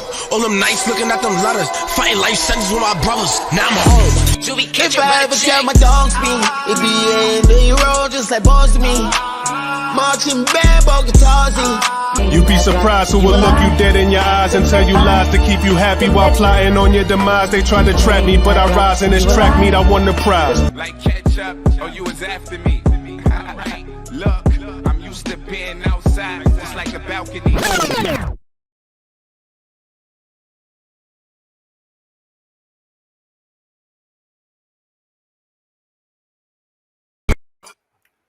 Yeah, and that was the top 5 of the week, y'all. And in no particular order. In no particular order. So there's one thing before we get out of here I want to talk about real quick, and that's your man Mystical. Oh yeah, well that's in the hip hop news. Yeah, he just be doing extra shit, just playing around with bitches. Well, come on, let's get into it. Let me go and play the promo. No, but I want to play the clip, the news clip of them talking about it. So I think that this is important. It's only 30 seconds, so you don't gotta pay attention too long. But just pay attention. Thanks, Lauren. Just some breaking news. Rapper Mystical has been arrested and booked into the Ascension Parish Jail on his 3rd count of alleged sexual crimes. Real name Michael Tyler, and he's been accused of rape twice in the past 2 decades. According to arrest records, the 52-year-old, better known by his stage name Mystical, was arrested Sunday and booked on several charges, including false imprisonment and first-degree rape. No bond has yet been posted for the rapper following his arrest, and we are working to get the very latest details. Damn. Interesting. Damn. So that's I mean, hey, they say people what do they say? People keep saying the same thing about you over and over again, for months and years, and it is what it is. Because I try to defend it. This is the 3rd time this shit's happened. You feel me? And every time are we talking about, did they say a decade or 2 decades? I can't recall. Was it a decade? No, it got to be a decade. In the last 10 years. In the last 10 years. In the last 10 years. Yeah. So in the last 10 years, this is his 3rd time he's getting locked up for the same shit. And every time it seems like there's more and more charges. Like now there's strangulation involved, there's kidnapping involved, it's just a big mess. And all I can say is somebody got to get that brother some help. Because the first time it happened, I was like, okay, maybe an incident happened and somebody said something and, he's got a name for himself. So boom. All right. Boom. That blew over. Second time, I was like, okay, it's not looking good. You already got one strike for this shit. But then he claimed it was a disgruntled fan or something like that, something to that effect. Yeah. So he beat that. You know what I mean? Plus the shit got thrown out for some other legal stuff that was going on behind the scenes. So he beat that. Now there's this third incident, and I'm not hearing no kind of. I'm not trying to hear nothing. I'm not trying to hear no witness tampering. I'm not trying to hear no. They trying to set him up, or no. You forcibly touching buttocks or whatever the hell you're doing, and strangling bitches and then holding them against their will. I mean, dog, come on, dog. We can't back you up on this anymore. No, and there was, within reviewing the news article and everything else, right? I want to say this. With a lot of the laws when it comes to, the word rape, right? That term rape. Yeah. That term rape. A lot of those terms and those laws date back to the 1800s. Yeah. Right. So you weren't able, a female wasn't able, or I guess a male as well. Yeah. I never knew a man that would cry rape, but anyway, if we on this equal opportunity shit, let's just say it like that. Yeah, right. Male female situation. If you was married to the individual, forceful intercourse was not considered rape if you were married, according to law. That's true. According to law. At one point in time, that's true. You're right. Right. So there is a movement now to overturn I don't want to say overturn, but rewrite those laws so that they kind of fit the demographics or the era or the element that they're in today. Oh yeah, that's all the stuff they want to bring back. They want to bring back the good old times, Right. Make it great again. But not for nothing. And I'm not trying to be funny about this. A dude got locked up twice for being extra. Mm-hmm. Why are you going to even play with that dude? Yeah, and know that they've been locked up for 6 years. You got a very valid point there, P Money, and the feminist community may not agree with you, but you know what I'm saying, brothers such as myself and people who watch the spot and participate and conversate in the basements and the barbershops and the basketball courts and all the places that we congregate and talk about the real shit that we talk about, will agree with what you're saying. Because you put yourself in a position with a person that is suspect and has the capacity to do some shit like this. Why even put yourself in that environment, for something like that to happen? You're absolutely right. Absolutely. Yeah, that's like, yo, if I go to the trap house and then I get robbed in the trap house, I'm mad that I got caught in the trap house. Or if I get locked up while I'm in the trap house. Right. It's like they were selling drugs. Now you extra snitching. Right. But you chose to go there. But you knew where you was going. You knew the risk. You knew the risk that was involved. So he's not 100% responsible. I mean, he's 100% responsible for his actions, but he does not. He shares the blame. He shares the blame with whoever made that judgment call and said, "Hey, yeah, might be a good person to get involved with." You know what I'm saying? But man, prayers up for Mystical, man. I don't know what else to say about that brother. Shit, man. And not for nothing, because they're gonna put him under the jail this time, people. They're not Louisiana. No, he's not coming out ever again. They're gonna put him underneath the jail, brother. They're gonna bury him like R. Kelly. He's gonna be making his next album in jail for sure, just like R. Kelly. Motherfuckers need to do a collaboration or something. So, but this whole album about stop touching bitches. Right, but and I hate that it got released this way, but a lot of people, when Mystical got arrested this time for this particular situation. Yeah. And the reactions. It's a high profile case, man, because he's been there, done that, and everybody knows it. So now it's out there now. It's not even a, right. it's not even a coincidence. It's a problem. Obviously, it's a mental issue. The brother. And when you go back, right? When you go back to Mystical's lyrics, right? Like basically he was like, "You fuck with me is danger," right? Yeah. He had the danger joint, right? That's right. And then it was, "I snatched pussy," in one of his lyrics for a particular song, right? And so the nigga told you what he was about. He put it all out there for you, just like R. Kelly did. They were crying for help, man. But yo, we gotta get up out of here soon. Yeah, money. Let me get this hip hop news off real quick, and then we can give them. All right, bet. So here we go. Fuck up out of here. We didn't do the hip hop news. I could have sworn we did the hip hop. No, news. sir, we did not. We did the movie of the week. We didn't do the hip hop news. My bad. Because then we had the yeah, so real quick, let's do it. Wait, hold on. Let me find it. Oh wait, hip hop news. Here we go.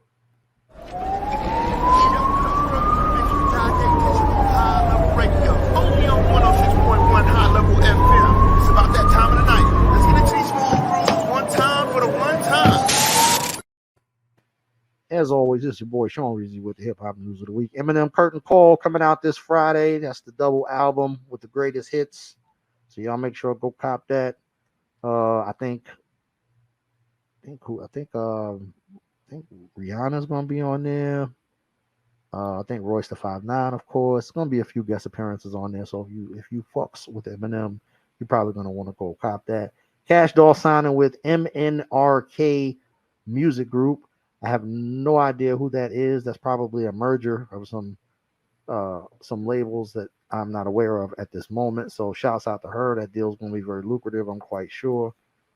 She's been doing the BSF stuff and I think she just got gold. I think the Ice Me Out just went gold, so she got gold plaque recently. So she's doing the damn thing. Plus, she just had a kid recently, so she's big things going on in her life. Shouts out to Cash Doll. D-Rock of the Yin Yang Twins is good. After he passed out on stage in Springfield during a concert, said he was dehydrated. It was very hot out there, and it's even hotter on stage. So he's good. Thanks to fans for the love and the concern. On the other hand, flip side, Drake has canceled the Young Money reunion tour. I think that show was supposed to go down Tuesday. I believe it was going to go down Tuesday. After he tested positive for COVID. So that concert will be moved to the next available date. So be on the lookout for that. All of you people who have tickets, I'm quite sure they will be honored. So y'all just be on the lookout for the makeup date for the concert. I'm quite sure Drake will be fine. Young dude got plenty of money. That COVID is probably a joke. He probably got a pill for it right now. Him and Magic Johnson sipping mimosas, laughing about the shit. Anyway, and let me see. I'm gonna finish this off here. Little Durk is also was injured by a pyrotechnic directly to the face during his set at Lollapalooza in Chicago, but he is good. He was on the ground with bandages all over his eye and his face and everything. He says he's gonna be out of commission for a little while. So get well soon, a Little Durk. And Blueface and Krishan Rock. Once again, I don't know why this boy don't leave that girl alone. They were seen fighting in Hollywood Tuesday morning. And I think he's even offered her $100,000 to leave him at this point. But these two just can't seem to get enough of each other, man. So I hopefully that situation gets resolved before it turns into another Chris Brown and Rihanna incident. And that's your boy Sean Recognized with the hip hop news this week. Yeah. Yo, but on top of that, to add to the hip hop news, I'm just going to say we got Snoop Dogg and we got Dr. Dre, and I can't remember the other individual's name right now, but there's supposed to be an album dropping coming soon. Yeah, well, when Dre is involved, man, I try not to get my hopes up because we've been waiting for that detox like an old lady looking for some new shoes, and we still haven't gotten it yet. So I believe it when it actually drops. I know him and Snoop are definitely working on new music because we've actually heard a song with I think Eminem and Snoop have a song out that Dre did recently. I think we played That was the one we played it on one of the top five. Yeah, we played the video. On the top five one of the weeks, right? So that, so they definitely working on some stuff. So I won't say no, I won't say never, but I ain't getting my hopes up, man. But anyway, it's about that time, brother. Yeah, but before we get up out of here, outside of all that, there was something that I wanted to say, and I can't recall it right now. So we're not even going to talk about it. But it's okay. We'll get them next week. It's okay. Yeah, we hit it next week. But you already know, man, it's the spot. You tuned in. This is what we do. It's your boy, the PROFIT_radio_NY. And I do this from wherever I'm at, from the city that never sleeps to where I stuff your girl with my meat. In the back of the bread truck. That's it. You know what I'm saying? Stuck together. And I got my guy was good. How we do it every week. If you hear you fuck with us, you stuck with us just like Velcro. It's your boy DJ Sean Recognize, DJ SHAWNRECOGNIZE. How you get me on the gram. You can also hit me up on Twitter. That's the short version. DJ Sean Rec, DJ SHAWNREC. But remember, only my friends could call me Rex. You better recognize. Gang. Then we got this.